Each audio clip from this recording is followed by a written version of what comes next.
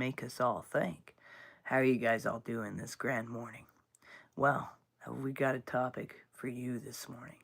Yeah, I know. We're live at a different time. What's going on with that? Well, we're live at a different time because this morning we had to change up our lives with our TikTok and come do this live first. So here we are. Early rising, early start. So take a breath and let's just arrive together again. And hold it. Let go. Take another breath and hold it. Let go. Let those shoulders relax.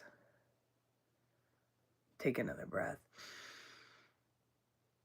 and hold it. And let's let that jaw release.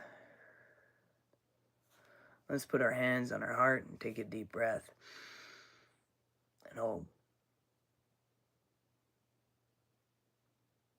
Let go. And let's just speak to this heart, soul, mind being of the fallen mindset, the shadow matrix. We say deactivate, turn off.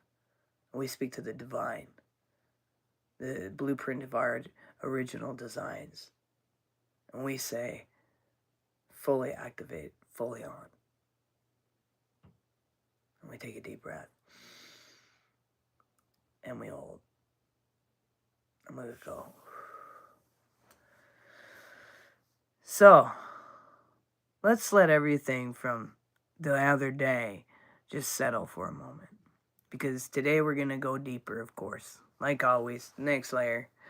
You know, the other day we spoke about not engaging, not giving your energy to arguments that are rooted in ego or chaos or in reaction. But this morning we're going to go a little further and we're going to ask a more honest question. And that's if you know that if you know that, then why do you still feel pulled to respond sometimes when there's conflict or circumstances? Because if we're truthful, it's not that you don't know better. It's that something in you still reacts every so often. Something in you still wants to explain every so often, so still wants to correct and still wants to be understood. And this is where the real work actually begins. When you recognize, wait a sec, why am I having these reactions? You know, you are reacting to what they touched inside of you. So what is that going on inside of you?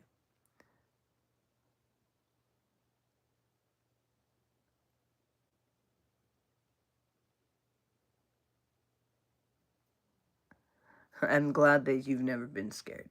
So, and if you don't see that clearly, you will keep calling it them for the rest of your life. You know, like there's something out there, them, they, that. You know, there is a structure within you that needs to be right. Not because truth matters, but because identity does.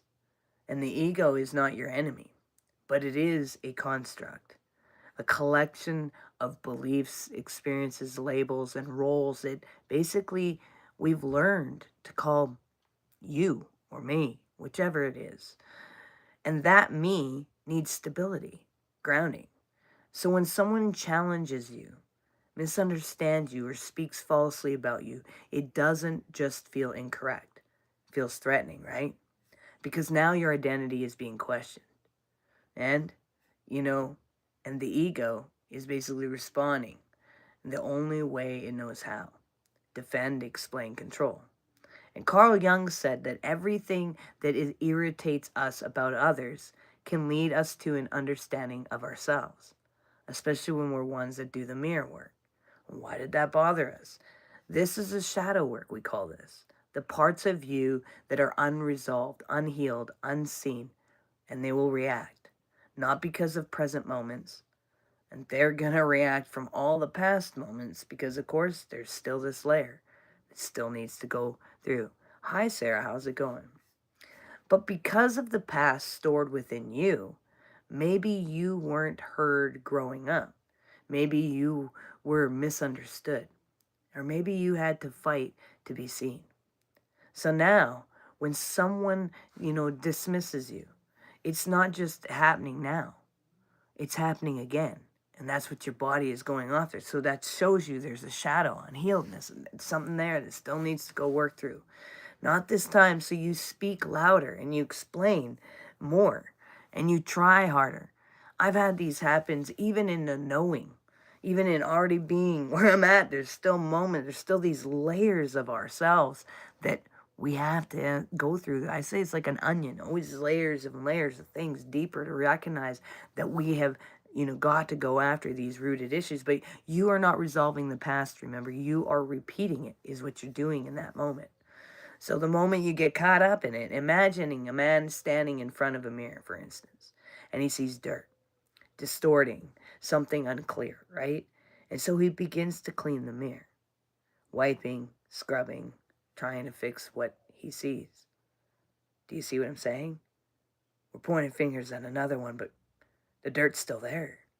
But no matter what he does, the image does not change. The dirt is still there. Because the dirt was actually never on the mirror. It wasn't the mirror. It was on his own face. And this is how projection works. See, you think you are fixing them. But what you are really encountering is yourself. So why did you get bothered? Why did you get disturbed? You not know you're being well enough? The Gnostic teaching there is an idea that much of human experience is governed by illusion. Our own perspective and creation of the idea of what's going on even. Forces that keep us, you distracted, reactive, and identified with false layers of self. Not evil in the way you think, but binding. Keeping you in cycles. Reacting is one of those cycles. Wanting to be heard is one of those cycles. You are pulled further away from the awareness, further into identifications, further into the illusion that you must defend who you are. What is real does not need defense. What is true does not argue. So what is it in you then is the real question that feels the need to fight? What are you trying to really, what in you doesn't feel heard? We're all guilty of this because we are all believed. No, it's because we believe in illusions. We believe in our own, identities. We believe in these separate, segregated beings when we're really not. And we separate everything, but we have to recognize this. You cannot even see anything in another unless you yourself hold it. It's you. I mean, let's bring this into the body. See, your brain is wired through repetition, right? And every time you react, you strengthen that pathway. Trigger, react, justification. Makes myself justify to why I've got this, and I'm going to point a finger at you.